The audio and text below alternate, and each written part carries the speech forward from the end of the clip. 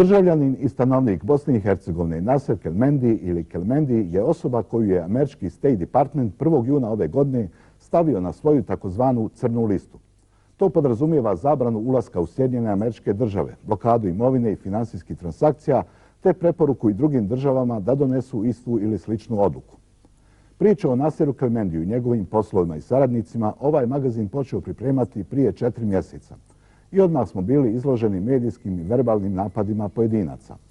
Tokom tog perioda razgovarali smo sa svim relevantnim osobama iz policijskih i tužilačkih struktura iz naše i drugih zemalja. Podaci o mreže organizovanog kriminala do kojih smo došli jesu zabrinjavajući, no kockice se polako slažu. Još uvijek aktuelnom ministru bezbjednosti naše zemlje preporučili bismo da ne odaje službene tajne o istražnim radnjama uz pitanje zašto su nadležne službe do sada bile inertne kada je u pitanju pomenuta istraga i zašto su čekali da djeluje administracija Sjedinjenih Američkih Država. Odgovore na ta i druga pitanja saznajte u narednoj velikoj priči Svjetlane Vučetić. Alo, dobro večer. Ili Vlatko Rakočević? Poštovanje policaja Zečević sa punkta Ribaren. Evo, sad sam zvao Matka Raonića, pa reče važno krenem. Zaustaviti meno vozilo koje ima veće količine novca. Vlasnik je Naser Kelmendi iz Peći. Pa on se poziva na vas i na Duška Markovića. Pa ne znam šta da radimo s njim, recite mi. Sa naftom radi, ja? A znate šta, radi se veće količine novca, ima oko 500.000 evra. Oko 500. Aha, dobro, veli, izvinite što sam vas macetirao.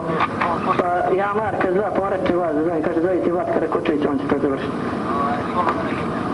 U redu, pozdravljam vas. Razgovor između policajca Zečevića i, kako se navodi, šefa tadašnje službe državne bezbjednosti u crnogorskom gradiću Mojkovcu, Vlatka Rakočevića, dio je nekoliko video isječaka svadbe Safeta Kalića, rožajskog narkobosa za kojim je raspisana crvena Interpolova potjernica zbog pranja novca od krijumčarenja heroina.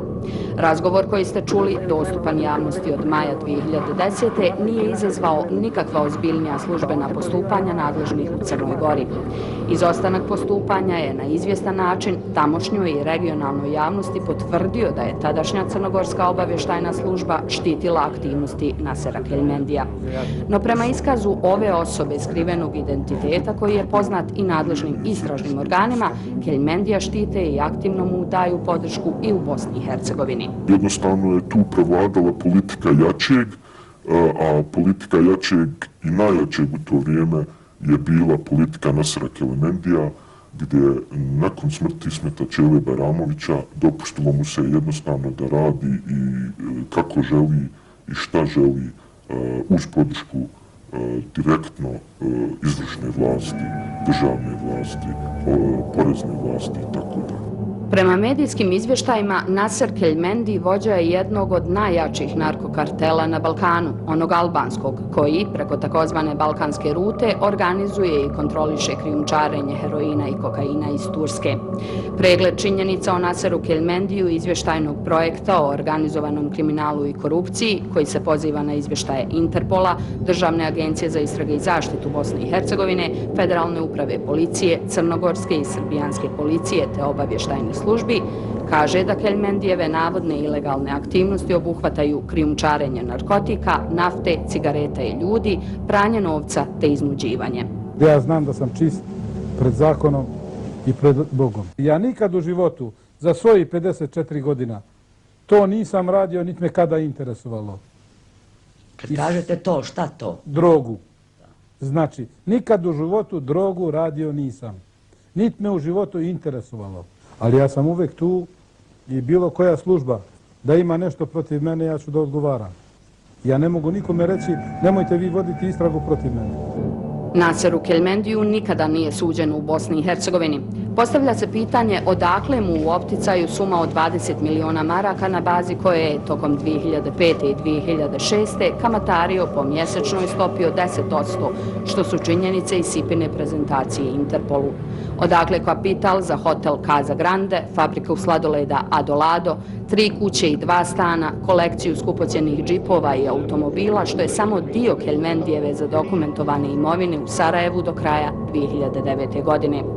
Odakle dozvole za nošenje oružja Naseru Kelmendiju i njegovim sinovima, bez obzira što su prema izvještaju SIPE okarakterisani kao jedna od najbolje organizovanih zločinačkih grupa u regionu, bez obzira što su mu sinovi osuđivani, te što je tužilaštvo kantona Sarajevo protiv Kelmendija i sinova objedinilo 12 krivičnih izvještaja koji se, između ostalog, odnose i na ubistvo, pokušaj ubistva i nasilničko ponašanje. Definicija organizovanog kriminala jeste: nema pravog organizovanog kriminala bez sprege sa politikom i vlašću.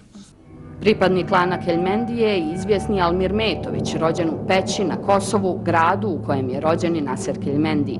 U Interpolovoj bazi podataka nema fotografije Almira Metovića, iako su za njim i sinom Nasera Kelmendija Elvisom raspisane crvene potjernice zbog pokušaja ubistva Elvisa Hodžića u klubu Bed u sarajevskom naselju Breka početkom novembra 2010. godine. Firma Almira Metovića, Metović D.O., bila je podizvođač radova na izgradnji novog sjedišta ambasade Sjedinjenih Američkih Država u Sarajevu. Potvrdu ove činjenice magazin Crta dobio je od Michaela Ranierija, direktora bosansko-hercegovačke kćerke firme velike američke građevinske kompanije Cadell, kojoj je dodijeljen ugovor izgradnje ambasade. Michael Ranier je ujedno i potpredsjednik za upravljanje rizicima te američke građevinske kompanije. Cadell BH D.O. lokalna je kompanija odgovorna za lokalne aktivnosti oko projekta izgradnje ambasade Sjedinjenih Američkih Država. Cadell BH D.O. potpisao je podugovor sa Metović D.O., firmom koju je zastupao Almir Metović. Podugovor je 15. septembra 2010. prekinuo Cadell BH D.O. Nakon toga dalje komunikacije i poslovanja s ovom firmom ili sa gospodinom Almirom Metovićem nije bilo. Da je firma Almira Metovića iz izgradnje novog sjedišta ambasade SAD-a u Sarajevu bila isključena manje od mjesec dana prije svečanog otvaranja ambasade, ne pominje se u iskazu ove osobe skrivenog identiteta koji je poznat i nadležnim istražnim organima. Pominje se međutim da je firma braće Metović direktno učestvovala u nabavci materijala za izgradnju nove zgrade ambasade, te da je taj materijal nabavljan iznudom od ljudi koji su dugovali novac Naseru Kelmendiju ili braći Metović. Prije 4 godine od današnjice, znači od 2012. projekat američke ambasade koji je dobila posao građevinska firma, navodno Cadell, kojem je sjedište u Istanbulu, s tim da su dodijelili taj projekat braći Metović, koji su u bliskoj vezi sa Kelmendijem, Naserom Kelmendijem, gdje su oni, dakle, sav građevinski materijal radnike obezbijedili, s tim da su taj građevinski materijal koji je američka ambasada zahtijevala, koji je poseban bio radi zaštite od šljunka, do pijeska, do armatura, do svih tih posebnih zahtjeva koji su Amerikanci imali, Metović su direktno učestvovali u toj nabavci. Dakle, kogod je bio dužan pare Kelmendiju ili Metovićima, braći Metović, je jednostavno došao u situaciju da isporučuje građevinski materijal na projekat američke ambasade s kamionima koji su dolazili iz raznih dijelova Bosne i Hercegovine, tako prebijali dugove te. U odgovoru ambasade Sjedinjenih Američkih Država u Bosni i Hercegovini, koje smo predočili i sadržaj iskaza osobe skrivenog identiteta i potvrdu direktora Cadella BH.D.O. Michaela Ranierija da je firma Almira Metovića bila podizvođač radova na izgradnji nove zgrade ambasade, se navodi: Nisu nam poznate bilo kakve informacije koje bi potkrijepile tvrdnje o neregularnostima ili nezakonitim aktivnostima vezanim za izgradnju nove zgrade naše ambasade u Sarajevu. Vlada Sjedinjenih Američkih Država nema nikakve direktne poslovne odnose sa podizvođačima. Ugovori koje sklapa vlada SAD-a zahtijevaju od glavnog izvođača punu odgovornost za odabir podizvođača, njihovo ponašanje i izvođenje radova. Ovakve stvari shvatamo veoma ozbiljno i bilo kakve vjerodostojne tvrdnje o kriminalnim aktivnostima vezanim za izgradnju ambasade bile bi proslijeđene nadležnim istražnim organima. Također, koliko nam je poznato, izvođač je isključio podizvođača iz projekta izgradnje ambasade. Prve sumnje da neko u Upravi za indirektno oporezivanje Bosne i Hercegovine omogućuje nezakonitu dobit Naseru Keljmendiju i njegovom klanu pojavile su se još 2006. godine. Naime, carinici uprave, direktno ili posredno, pomogli su Keljmendijevima da prilikom uvoza umanje vrijednost 3 džipa Cherokee, od kojih su 2 bila blindirana, prihvativši cijenu od $15.000 po džipu, iako je realna cijena jednog blindiranog džipa iznosila oko $75.000. Uprava za indirektno oporezivanje, priznajući fiktivno izdate račune firmi Metović D.O.O., legalizovala je iznudu prilikom pribavljanja građevinskog materijala za izgradnju američke ambasade. Navodi se u iskazu osobe skrivenog identiteta koji je poznat i nadležnim istražnim organima. S tim da Ministarstvo za indirektno oporezivanje, na kojem je na čelu bio tada gospodin Čaušević iz reda SDA, koji je jednostavno gledao Metovićima kroz prste kada se dođe do fiskalnog računa, izdavanje građevinskih naloga, kretanje kamiona bez naloga, razvoz svog tog materijala, direktno je ministarstvo, dakle, za indirektno oporezivanje dolazilo kod Metovića, vršili razmjenu ogromnih novčanica, dakle, ogromne svote novca koje su Metovići naplaćivali od američke ambasade, sve uredno, sve fakturisano, s tim da Amerikanci nisu znali porijeklo te robe, koja je tako, kao što sam naveo, bila u stvari reketarenje manjih poduzeća u struci građevine. Kemal Čaušević, nekadašnji direktor Uprave za indirektno oporezivanje Bosne i Hercegovine, na snimanje nije pristao. Umjesto toga odgovorio je putem e-maila u kojem između ostalog navodi: Čak i da mi vi, gospodin Gutić, uputite promptno izvinjenje, to neće spriječiti podnošenje moje tužbe sudu i krivične prijave tužilaštvu zbog uznemiravanja, vrijeđanja, nanošenja teških boli i narušavanja zdravlja. Danas su vaši nalogodavci isti, mafija, ali priznajem da mi nije jasno zašto mene stavljate u kontekst sa licima, obveznicima, događajima koje ne znam, za koje nisam ni čuo i sa kojima nemam nikakve dodirne tačke. Priznajem da mi nije jasno kome danas smetam, vašim nalogodavcima, zbog onog što znam. Koje su razmjere zaštite i podrške klanu Keljmendiju u Bosni i Hercegovini? Kao svjedok tužilaštva na suđenju kriminalnoj organizaciji Zijada Turkovića 26. aprila ove godine pred sudom Bosne i Hercegovine pojavio se Naser Keljmendi, i to u vrijeme zasjedanja Generalne skupštine Asocijacije šefova policija Jugoistočne Evrope, skraćeno SEPKA, u Budvi, gdje je izraženo očekivanje da će se Keljmendi uskoro naći iza rešetaka. Ja pretpostavljam da koju to konkretno osobu Svjetlana misli. Mislite na gospodina Nasera Keljmendija? Njezino pitanje je dobro, međutim, bilo bi dobro da je to jedna osoba koja nije uhapšena, 400 uhapšena, ima njih dosta koje treba hapsiti. Međutim, hoću ovo da kažem, ja sam malo prije rekao da je jedan istražiteljski tim Federalne uprave policije zajedno sa državnim tužiteljem danas u Beogradu, i zaista je u Beogradu u vezi sa tim o čemu vi pitate. I ja sam uvjeren da će određene aktivnosti vezano za tu osobu, i ne samo za jednu osobu, nego za više njih, biti vrlo brzo realizirane, i nadam se da će taj famozni kriminalac naći za rešetaka tamo gdje mu je mjesto. U prilog sumnje da se Keljmendijev klan između ostalih štiti u Bosni i Hercegovini svjedoči i činjenica da je banjalučkim nezavisnim novinama u aprilu prošle godine neko doturio spiskove preko 5000 brojeva telefona koje su tokom 2008., 2009. i 2010. godine prisluškivale Obavještajno-bezbjednosna agencija Bosne i Hercegovine i SIP-a. Među onima koji su objavljivanjem spiskova prisluškivanih brojeva telefona bili upozoreni je i Naser Krueziju iz Zenice, jedan od najbližih saradnika Nasera Keljmendija. Interesantno je da je istraživački tim nezavisnih između nekolicine tada kontaktirao i Kruezijua. Uhapšen sam 2007. godine kada je bila ona frka sa Gašijem i Keljmendijem, ali sam pušten nakon 2 dana jer nemam veze s kriminalnim radnjama. Ovaj broj koristim od 1997. godine i dok sam živ neću ga mijenjati, pa neka slušaju koliko hoće. Naser Krueziju nije bio jedini pripadnik Kelmendijevog klana koji je upozoren da ga prisluškuju. Provjerom listinga telefonskih poziva i SMS poruka Nasera Kelmendija od oktobra 2008. do avgusta 2009. godine, koji je politički magazin Crta dobio i važnošću kolega iz podgoričkog lista Dan, došli smo do podatka da su sva 3 broja mobitela sa čijim je vlasnicima Kelmendi ostvarivao najfrekventnije kontakte u Bosni i Hercegovini objavljena u nezavisnim novinama. Za razliku od istražnih organa u Bosni i Hercegovini koji su u procesu prikupljanja eventualno korisnih podataka iz listinga, u Crnoj Gori se do sada zvanično završilo na neuspjelom pokušaju osporavanja autentičnosti Kelmendijevog listinga.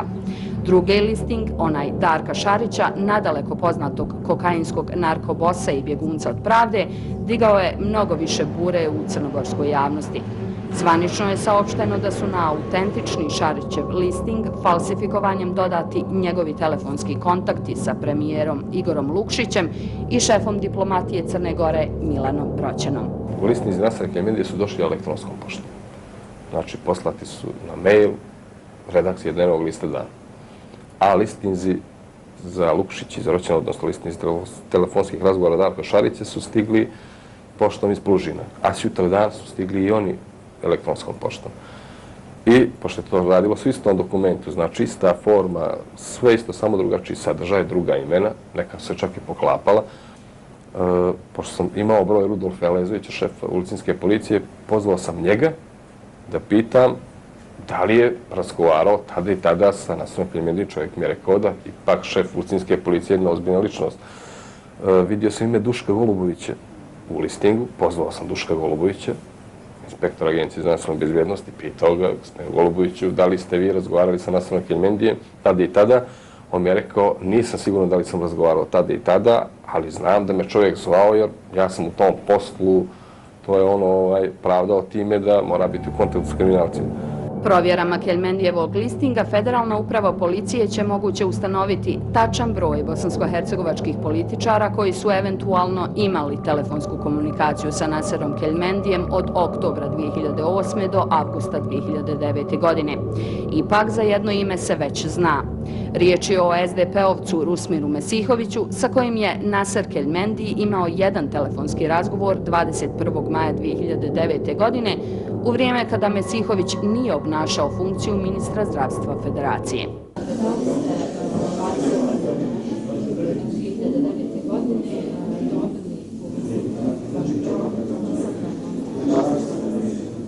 Ja, 21. maja 2009. godine. Ne imam pojma. Imaju noće, nisam imam podršku.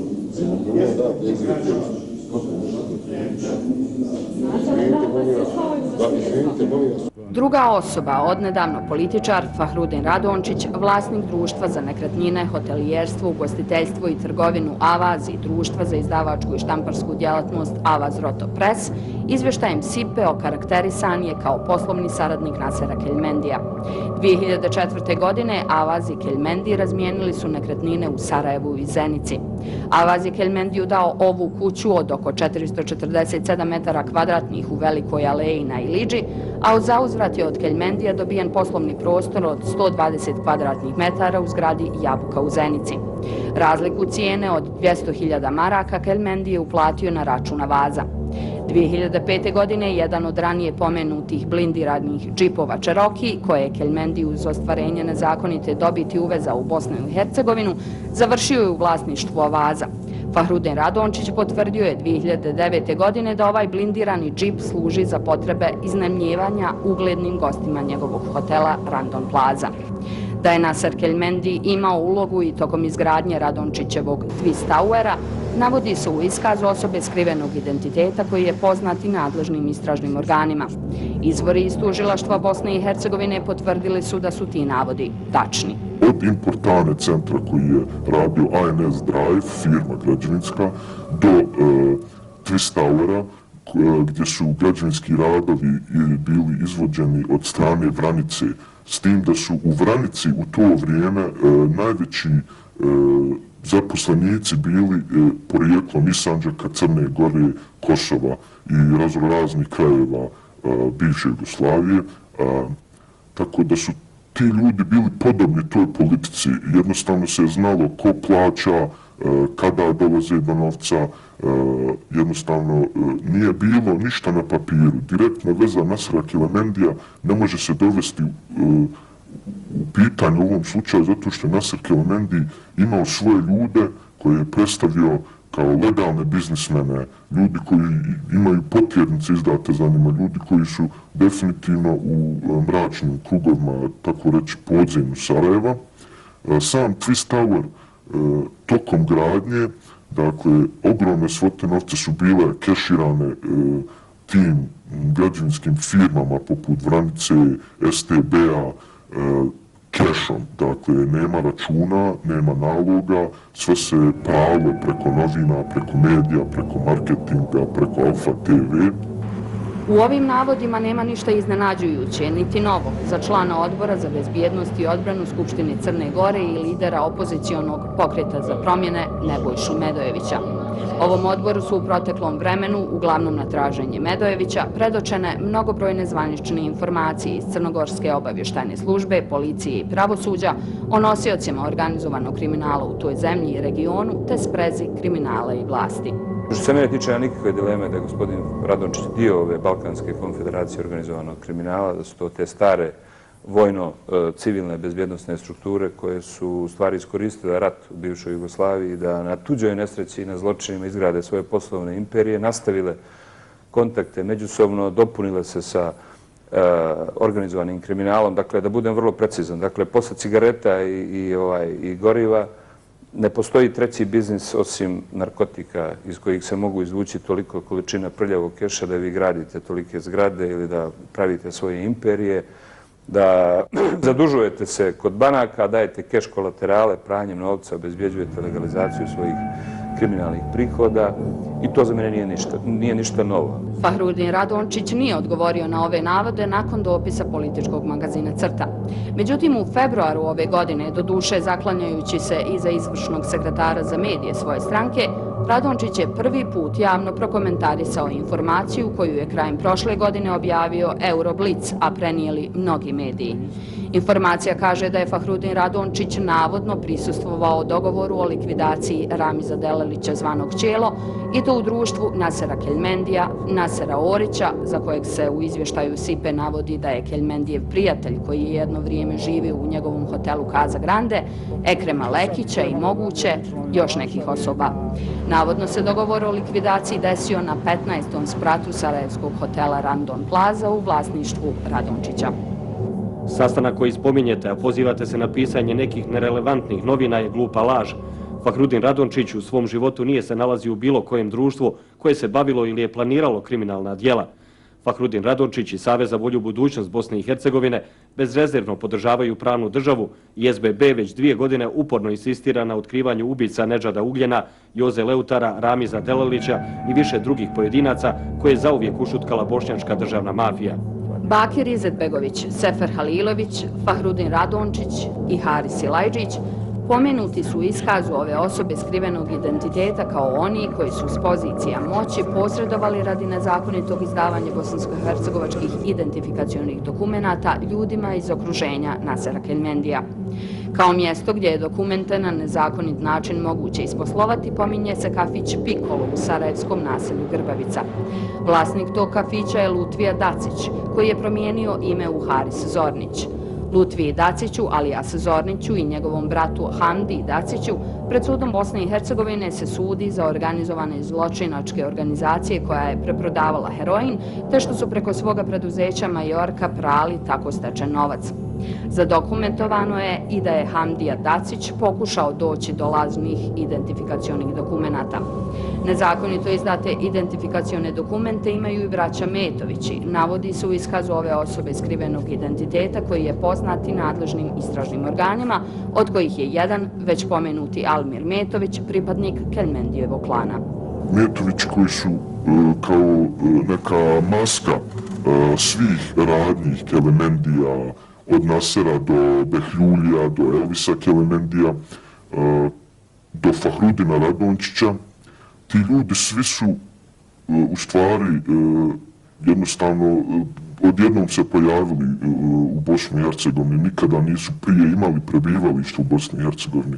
Svi ti ljudi su nakon rata obezbijedili sebi lične karte, dakle, to je direktno učestvovao SDA i Bakir Izetbegović u tim procesima, s tim što su i Sefer Halilović, Bakir Izetbegović, Fahrudin Radončić, u to vrijeme tako i Haris Silajdžić obezbeđivali ljude koji će izdavati dakle, lične karte, pasoše i vozačke bez ikakvih rodnih listova, bez ikakvih uvjerenja o državljanstvu.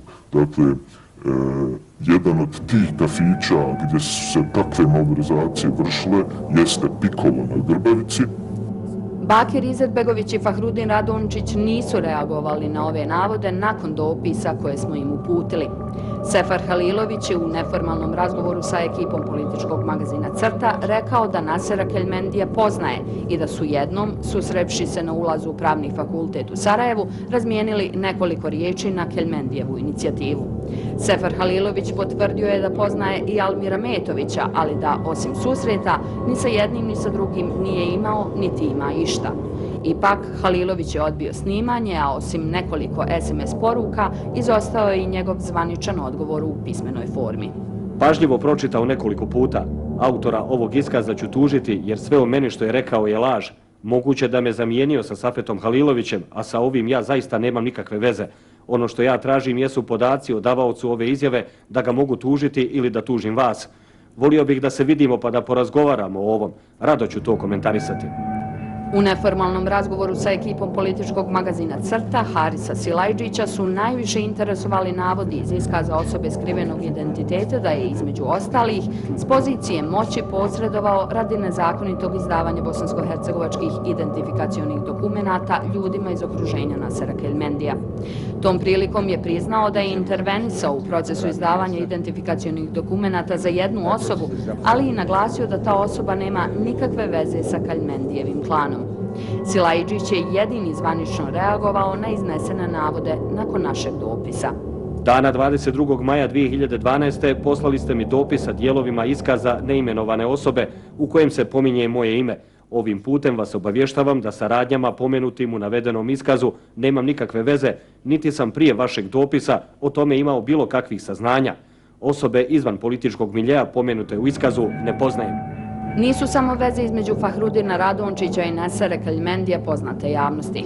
Slobodna Bosna je, pozivajući se na istragu koju vodi Federalna uprava policije u saradnji s brojnim međunarodnim agencijama za borbu protiv organizovanog kriminala, početkom godine objavila da je lidera SDP-a Zlatka Lagumdžiju i Radončića izmirio upravo Kelmendi, i to tokom neformalnog druženja u ljeto 2010. godine u Dubrovniku.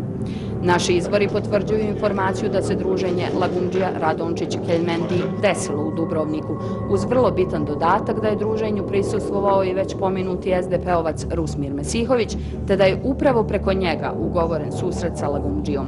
U razgovoru, tokom kojeg je izražio želju da pred kamerom pojasni prirodu svog telefonskog kontakta sa Kelmendijem, Rusmir Mesihović je negirao da se druženje u ovom sastavu uopšte desilo u Dubrovniku. Očekivano ili ne, poziv političkog magazina Crta za realizaciju snimanja je ignorisao. Mesihović je na ovoj fotografiji, koju je objavila Slobodna Bosna, u društvu Damira Fazlića i svog stranačkog šefa Zlatka Lagumdžije. Fazlić, konsultant vlade federacije u vrijeme SDA-ovog premijera Edhema Bičakšića, uklonjen je s te pozicije 2000. godine nakon dolaska Lagumdžije, odnosno Alijanse za promjene na vlast. Moja supruga ima rođačke veze sa nekim političarima u Bosni, nekima koji nisu tako ljubazni prema meni, usput rečeno. Osim što je u intervju za albansku televiziju Klan iz oktobra 2008. potvrdio da je njegova supruga Amra rodica Zlatka Lagumdžije, i pomenuta fotografija iz novembra prošle godine svjedoči da su Lagumdžija i Fazlić sukobe iz prošlosti stavili ad acta i uspostavili dobre odnose. Ovaj intervju za televiziju u Albaniji emitovan je svega nekoliko dana nakon Fazlićevog hapšenja početkom oktobra 2008. u ilidžanskom restoranu Brajlović, i to u akciji čija je meta bio tada također uhapšeni Naser Orić, Kelmendijev prijatelj i saradnik prema podacima iz Sipinog javnog izvještaja. Ovo hapšenje Damira Fazlića diglo je mnogo više medijske prašine u Albaniji nego u Bosni i Hercegovini, zato što je Fazlić u to vrijeme bio savjetnik albanskog premijera i osoba za koju su tamošnji mediji vezali mnogobrojne afere, od pranja novca do korupcije u energetskom i infrastrukturnom sektoru. Interesantno je da je Fazlić 27. aprila ove godine sjedio u društvu generalnog direktora elektroprivrede Bosne i Hercegovine SDP-ovca Elvedina Grabovice, a Zlatko Lagumdžija istog dana u kabinetu primio bivšeg državnog sekretara SRD-a za domovinsku sigurnost i aktuelnog predsjednika uprave lobističke kompanije Ridge Global, Toma Ridgea. Mr. Ridge is a friend of mine. Gospodin Ridge je moj prijatelj iz Vašingtona. On je prvi državni sekretar Sjedinjenih Američkih Država za domovinsku sigurnost. Veliki čovjek i veliki patriota Sjedinjenih Američkih Država. On i ja istražujemo neke poslove u centralnoj Evropi. In Central Europe. Damir Fazlić u dobrim je odnosima i sa Fahrudinom Radončićem, a sudeći prema tekstovima s porukama lobiste Toma Ridgea u dnevnom avazu, Radončić želi i Ridgeovu aktivnu ulogu u Bosni i Hercegovini. U ovom je kontekstu vrlo interesantna izjava Vojina Lazarevića, vlasnika srbijanske Rudnap grupe, kojem je Fazlić lični savjetnik. Gospodina Radončića sam sreo jedanput ili dva put i bilo mi je veliko zadovoljstvo da ga upoznam. Imam visok stepen poštovanja prema tome što je uradio i on je prosto markantna ličnost u regionu s aspekta onoga što je uradio pre svega na medijskom planu. Imao sam prilike s njim da večeram i eto, to je priroda mojih kontakata. Osim ugodnog časkanja, koji je vaš bio interes da prisustvujete toj večeri na kojoj su bili i gospodin Ridge kojeg ste spomenuli, i gospodin Radončić, Damir Fazlić, Almir Đuvo, šef obavještajno-sigurnosne službe Bosne i Hercegovine? Kakvi mogu da budu interesi kad je takav skup u pitanju? Znači, da li normalan preduzetnik u regionu ima interesa da upozna premijera jedne od država u regionu, da li ima interes da sedi sa jednim ozbiljnim političarem i poslovnim čovjekom iz Amerike, pa naravno da je interesantno biti u takvom društvu. Lazarevićev Rudnap od elektroprivrede Bosne i Hercegovine kojom upravlja SDP otkupljuje viškove struje po aranžmanima nepovoljnim za federaciju. Ridge Lagumdži saopštava da je razlog njegove posjete upoznavanje s mogućnostima za poslovanje, naročito u energetskom sektoru. Damir Fazlić povezuje i Lazarevića, i Radončića, i Lagumdžiju, i Toma Ridgea, a naši izvori u tužilaštvu Bosne i Hercegovine kažu da je interesna ljubavna relaciji Lagumdžija-Radončić najuočljivija u poslovima oko električne energije vrijednim oko 1.000.000 maraka dnevno. Istraživanje mogućnosti poslovanja u energetskom sektoru i trgovina viškovima struje samo su jedan domen interesovanja. Tu su i infrastrukturni projekti. SDP-ov ministar prometa i komunikacija Enver Bijedić nedavno je saopštio da federalne vlasti nemaju ništa protiv toga da američko-turski konzorcij Bechtel Enka gradi jedan dio južnog kraka koridora 5C, a Damir Fazlić je bio u središtu korupcijskog skandala u Albaniji gdje je posao za izgradnju autoputa vrijednog 600 miliona eura dobio upravo konzorcij Bechtel Enka, iako navodno nije bio najpovoljniji ponuđač. Interesantno je da je turski građevinski gigant Enka u vlasništvu Šarika Tare, čiji su preci porijeklom iz crnogorskog grada Nikšića, bio konsultant ranije pomenutoj američkoj građevinskoj kompaniji Cadel na izgradnji novog sjedišta ambasade SAD-a u Sarajevu. Da je Cadel, a ne Enka, gradio američku ambasadu u Sarajevu, bila je međutim nepoznanica Harisu Silajdžiću, savjetnik u Enki prije nego što je izabran za člana predsjedništva Bosne i Hercegovine i dobrom prijatelju Šarika Tare. Tara je Silajdžiću, koji je sa tadašnjim američkim ambasadorom u Bosni i Hercegovini otvorio radove na izgradnji novog sjedišta ambasade, rekao da zapravo Enka gradi ambasadu. Novac koji je firma Metović D.O. naplatila kao podizvođač radova na izgradnje zgrade ambasade završavao je i u džepovima političara. Navodi se u iskazu osobe skrivenog identiteta koji je poznat i nadležnim istražnim organima. I uz jednu od poslovnica banke u kojoj su u bliskoj vezi Fahrudin Radončić, Nasser Kelemendi, Almir Metović, Sefer Halilović, Bakir Izetbegović i Haris Silajdžić. Ta veza između Amerikanaca i Kelemendija i Almira Metovića i Sefera Halilovića i Zlatka Lagundže iz reda SDP-a je bila u stvari veza Harisa Sledžića koja je već u njegovo doba vlasti bila obezbijeđena iz Istanbula. Dakle, Turci su jednostavno bili tu kao neka zastora da Amerikanci ne bi stvorili sumnju u taj posao koji se razvija na njihovoj ambasadi. Direktno su svjedočili ja i nekoliko ljudi u velikoj razmjeni novca, što od strane Almira Metovića prema Seferu Haliloviću, prema glavnom inspektoru građevinskih nadzora kantona Sarajevo. Prisutni smo bili i u slučaju kada je Lagundžija na par navrata dolazio do tog novca isto od strane Almira Metovića, Elisa Kelemendija, Nasera Kelemendija. S tim da Lagundžija sam od sebe nije želio puno da ima telefonskih poziva, sastanaka sa njima, već je slao jednostavno ljude manje, koji su možda u njegovim očima manje vrijedni, koji nose manje rizika, da jednostavno vrše te malverzacije. Poput Bakira Izetbegovića i Fahrudina Radončića, i Zlatko Lagundžija nije reagovao na navode u izjavi koju ste čuli, iako je dopisom političkog magazina Crta zatraženo njegovo očitovanje. Procjena naših izvora u tužilaštvu Bosne i Hercegovine je da su nosioci organizovanog kriminala uspjeli korumpirati čak 2/3 ljudi u policiji i pravosuđu. Direktoru Federalne uprave policije Draganu Lukaču poznate su informacije da je zaposlenik uprave Sidik Ademović bio ili još uvijek jeste veza Nasera Kelemendija sa dešavanjima u policiji, s tim što Lukač ističe da Ademović nema pristupa operativnim podacima koji bi bili ključni za Kelemendija. Sidik Ademović bio je svjedok odbrane na haškom suđenju Naseru Oriću, a Orić je, prema izvještaju SIPE, prijatelj i saradnik Nasera Kelemendija, koji je jedno vrijeme živio u Kelemendijevom hotelu Casa Grande. Kao metu hapšenja u okviru akcije kodnog naziva BESA, Nasera Kelemendija kandidovale su Bosna i Hercegovina i Crna Gora. BESU je 2009. godine pokrenula asocijacija šefova policija jugoistočne Evrope u saradnji s Interpolom. Za razliku od bosansko-hercegovačkih, crnogorski građani su u posljednje vrijeme održali niz masovnih protesta kako bi političarima poručili da više neće tolerisati održavanje sprege između nosilaca organizovanog kriminala i vlasti. Mi hoćemo tužioce koji će da izdaju naloge za kriminalce, a ne da ih nazivaju moralnima. Mi hoćemo policiju koja će da uhapsi čak i bivšeg premijera. Dosta je!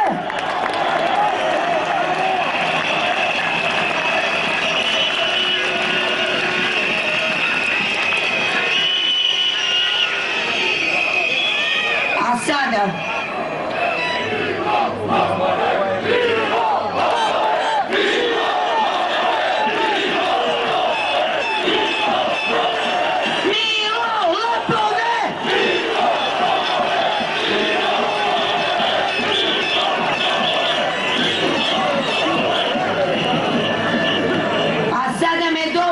Čuj, premijeru, Igora Lukšiću.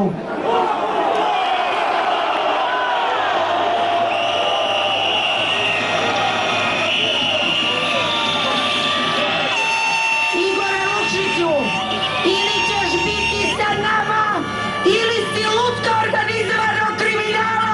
24. maja ove godine, baš na dan održavanja 5. po redu protesta građana, Naser Kelemendij i njegova firma Donata Company uplatili su 200 eura na javni žiro račun za organizaciju protesta, saopšteno je iz Crnogorske mreže za afirmaciju nevladinog sektora, skraćeno MANS. Već sutradan, MANS je Kelemendiju vratio uplaćeni novac, uz ocjenu da je u pitanju klasično podmetanje radi diskreditacije građanskih protesta. Inače, čelništvo i aktivisti MANS-a rizikovali su ličnu bezbjednost kada su tužilaštvu predali dokumentaciju prikupljanu tokom godinu dana, koja dokazuje da je Naser Kelemendij preko Prve banke u vlasništvu porodice Đukanović i u kešu opštini Ulcini uplaćivao pozamašne sume novca radi legalizacije ranije bespravno izgrađenog hotela Casa Grande u ulcinskom mjestu Donji Štoj. Slučaj je riješen na način da Kelmendi nije krivično odgovarao za utvrđeno krivično djelo, odnosno primijenjen je takozvani institut odloženog krivičnog gonjenja, nakon što je Naser Kelmendi priznao utvrđene činjenice i obavezao se da će u korist jednog dječjeg vrtića i osnovne škole uplatiti 10.000 eura. Očekivano ili ne, nadležni organi u Crnoj Gori nisu se upustili u istraživanje porijekla 225.000 eura koje je Kelmendi opštini Ulcin uplatio radi legalizacije divlje gradnje. Konkretno, Mans posjede, mi smo to već dostavili, tužilaštvu smo konkretno uplatnice gdje je on sa svog računa podizao keš i uplaćivao na račun opštine Ulcin, radi se od nekih 250.000 eura i mi smo tada postavili prilično otvoreno i direktno pitanje i Crnogorskoj tužilaštvu i Crnogorskoj agenciji sprečavanja pranja novca, imajući u vidu kakav, ajde da kažem, poznacimo da glas prati Nasera Kelmendija, da li je ta institucija ili bilo koja državna institucija koja je nadležna za to provjeravala porijeklo tog novca. Kada je tadašnji skupštinski poslanik, a sadašnji član Odbora za bezbjednost i odbranu Skupštine Crne Gore, Nebojša Medojević, 2008. godine između ostalog govorio da su eksperti Američke uprave za suzbijanje droge, DEA, odbili saradnju s Crnogorskom agencijom za nacionalnu bezbjednost i policijom, jer su procijenili da bi ta saradnja dovela do curenja informacija na razbijanju kokainskog kartela Darka Šarića, malo ko je to uzimao za ozbiljno. Nakon toga, međutim, crnogorska i regionalna javnost saznaje da se Naser Kelmendi poziva na tadašnjeg direktora Agencije za nacionalnu bezbjednost, a sadašnjeg ministra pravde Duška Markovića, i biva pušten s policijskog punkta s $500.000 eura u kešu. Javnost saznaje da su na svadbi heroinskog bosa iz Rožaja, Safeta Kalića, i kćerke bivšeg načelnika Rožajskog centra javne bezbjednosti Amine Dedejić prisustvovali šef za specijalne operacije tadašnjeg DB-a Zoran Lazović i najviši službenik te obavještajne službe Zoran Mijatović. Javnost je saznala da je Upravni sud Crne Gore odbio tužbu Mansa protiv Agencije za nacionalnu bezbjednost jer je ANB zabranio pristup kopijama dokumentacije na osnovu koje bi bilo rasvjetljeno da li je Zoran Lazović Kalićevoj svadbi prisustvovao privatno ili službeno, a saznala je na koncu i za listinge Kelmendija i Šarića. Zašto niste rekli kome je Kelmendi od ministara kupio džip? Kad ste već to... Pa to nije nikakav problem, dakle to se zna ovdje, to je ministar vanjskih poslova Milan Roćen, dakle njemu je, njegovom sinu, kupio džip. Čuo sam i dana da je još par džipova kupio, on je radio sa, ministar Roćen je zadužen sada za šverc cigareta i za tu transverzalu prema Kosovu. Dakle, on je čovjek koji sa svojom ekipom iz kafića Grand ovdje, koji mi doživljamo već kao centar privatne bezbjednosne agencije u Crnoj Gori koju kontroliše Roćen. Kelmendi je bio dio te priče, isto kao i Šarić i Kalić.